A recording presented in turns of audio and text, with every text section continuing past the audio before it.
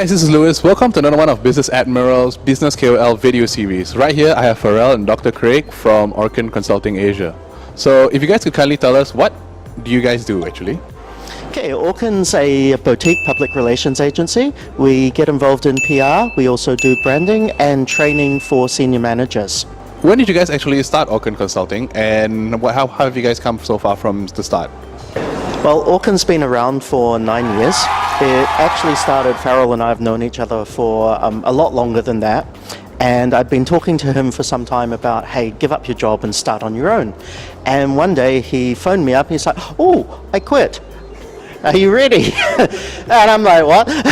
And from there we just started. One of the things that we've always been really focused on right from the beginning was not to pigeonhole ourselves. So if you look through the types of clients that we've been lucky enough to work with over the years, there's no particular theme. A good marketer should be able to work across the board. You should be able to work with any type of client and represent anything. And that's what we've always strived to be able to do. So, Farrell, you said you quit your job. So, what made you quit your job and decide to take that leap into a whole new, I would say, a new fresh leap? I think it's just waking up one day and realizing that I'm not going to get. I wasn't getting younger, and I always wanted to do it, but I had never had the courage to do it. And I think I just woke up one day and go like, if I don't do it now, I'll never do it. And I think I wanted to see whether I could do it, regardless whether I failed or whether I succeeded. I just wanted to try. And I think when I decided to do that, I just gave him a call to say, you know what, I still don't know whether I'm 100% there, but I think I'm going to do it, and let's try to give it a shot. Okay guys, if you guys ever had a chance to go into venture a different industry, no budget, and you know that you will succeed in it, what industry would you try to go into? Like F&B, probably sports? What do you guys want to do? Weird question. This is my third industry that I've been involved in. So yeah, I would actually go back into education. I came from education. I used to run private colleges. I've been a university lecturer. I would go back in there. It's so important to make sure that the type of education that's happening at the moment for young people and for the next generation is moving forward. There's a lot of opportunity in there. Having also said that, over the years we've talked about F&B. We've done a lot in the F&B industry, and once in a while it's like, God, it would be good to own a restaurant. But having seen the back-end operations, it would not be good to own a restaurant. So, it's sort of like there's some drawbacks. But yeah, for me, I would go back into education. As for Farrell? I'll probably say, to be honest, I think for me, I will probably go into F&B. We've seen the back end of it, and we know it's not going to be easy. But I've always liked food. Whenever I can, I try to cook. Therefore, it's always been an industry that I've been fascinated with. Places like this, I think, is great because I'm Peranakan. So, there are not many good Peranakan restaurants in KL. They are growing. It is growing, and I'm happy for places like this that sort of like highlights and that sustains or sort of like keeps our traditions alive.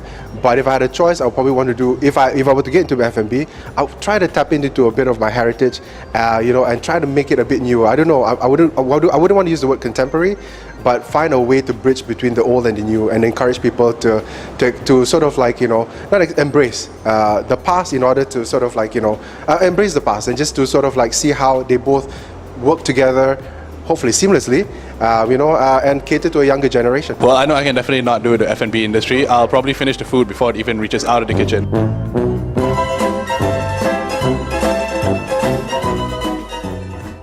Last question actually, do you have any advice for the younger generations out there? My only piece of advice is if you don't try it, you never know, so get out there and just do it.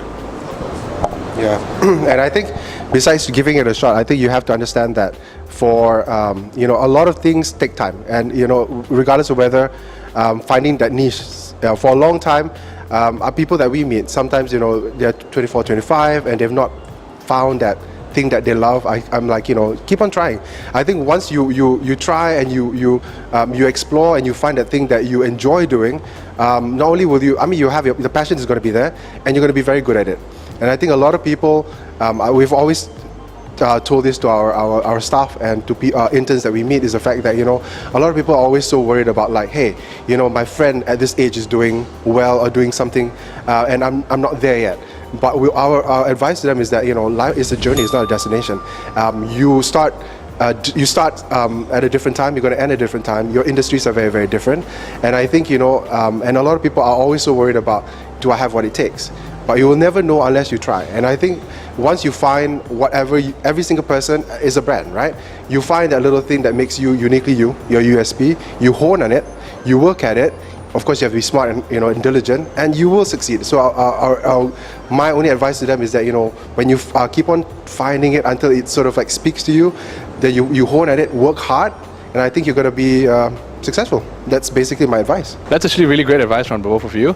So thank you very much, guys. This is Louis signing off from Business Admiral Business KOL video series. See you next time.